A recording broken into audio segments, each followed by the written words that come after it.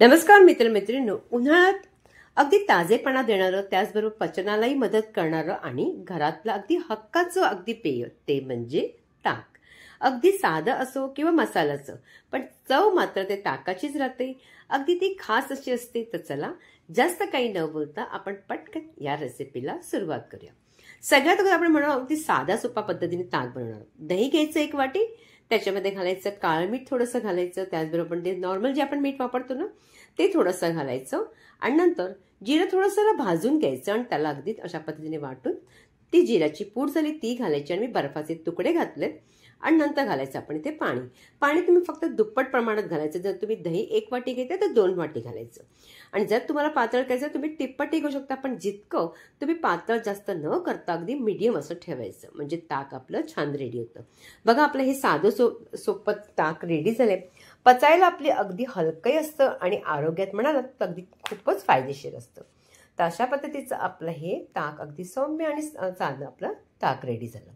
त्याच्यावर त्या ग्लासामध्ये आपण थोडीशी घालायची जिरेपूड घालायची आणि हवंच पुदिन्याचं पान ठेवायचं. आता यानंतर आपण बनवणार अगदी आणखीन त्याला चव देणारं असं ते म्हणजे मसाला ताक. अगदी तेही साधं आहे. मिक्सरचं भांडं घ्यायचं, त्याच्यामध्ये घालायची थोडीशी कोथिंबीर, जरासा आल्याचा तुकडा, त्याचबरोबर हिरवी मिरचीनं छोटीशी घेऊन त्याचे 2 तुकडे केलेले ते घ्यायचे. जर तिखट जर असं हवं असेल तर जास्त प्रमाणात घ्या, पण अशा पद्धतीने घेतलं तर ताक मात्र चांगलं लागतं, म्हणून जास्त अगदी तिखट करायचं नाही. पुदिन्याची पानं छान अगदी मस्त ताजी तवानेची घ्यायची. नंतर घ्यायचं थोडंसं काळं मीठ, त्याचबरोबर थोडंसं सफेदी मीठ आणि नंतर आपली जी जिऱ्याची पूड आहे ती घ्यायची. आणि हे केल्यानंतर आपण त्याला थोडी चटणी वाटून घ्यायची. पाणी न घालता मी वाटली. अशा पद्धतीने झाली की त्याच्यामध्ये आपलं जे वाटीमध्ये ते दही आपण घ्यायचं, 1 वाटी घ्यायचं दही आणि थोडंसं आपण पाणी घालायचं. घातल्यानंतर हे पुन्हा अगदी त्याला फिरवून घ्यायचं मिक्सरला. हे भांड्यामधलं सगळं ते मिश्रण फिरून झालं की आता हे आपलं मसाल्यासाठी मिश्रण म्हणजे आपलं मसाला रेडी झाला.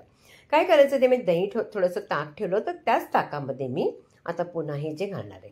आता घातल्यानं थोडंसं पाणी हवं असेल थोडंसं घालायचं. त्या मिक्सरला जरासं लागला होता मसाला म्हणून मी पाणी घातलं. बर्फाचे तुकडे चांगले घ्यायचं, का थंड अगदी ताक छान अगदी लागतं. आणि त्याचबरोबर अशा पद्धतीचा मसाला रेडी झाला की त्याच्यामध्ये तुम्ही हवं असल्यास इथे ना तुम्ही आणखीन जिऱ्याची पूड ही टाकू शकता. जर तुम्हाला वाटते की कमी असेल तर तुम्ही टाकायची. आता हे बघा, मस्त असं मसाल्याचं झालेलं आहे. त्याच्यामध्ये थोडीशी घालायचं आपण हिंग अगदी त्याच्याने आणखीन मसाला ताकामध्ये चव येते. आता हे आपलं रेडी झालं. आता पटकन आपण काढून घेऊ. तुम्हाला तर दोन्ही पद्धतीने मी ताक दाखवली आहेत, तुम्ही अशाच पद्धतीने नक्की करून बघा. हे मसाल्याचं ताक आणि या पद्धतीने आपण जे साधं सोप्या पद्धतीने ताक बनवलं आहे. अगदी उन्हाळ्यामध्ये ताक पिणं अगदी खूपच अगदी गरजेचं असतं आणि फायदाही बऱ्यापैकी होतो. म्हणून हे ताक तुम्ही अशा पद्धतीने करायचं. जर तुम्हाला रेसिपी माझी आवडत असेल ना तर जास्तीत जास्त लाईक करायचे, प्रत्येकाकडे शेअर करायचे, शॉर्ट व्हिडिओ पाहायला विसरायचं नाहीये आणि पुन्हा भेटायचे आपण एका छानशा रेसिपी बरोबर.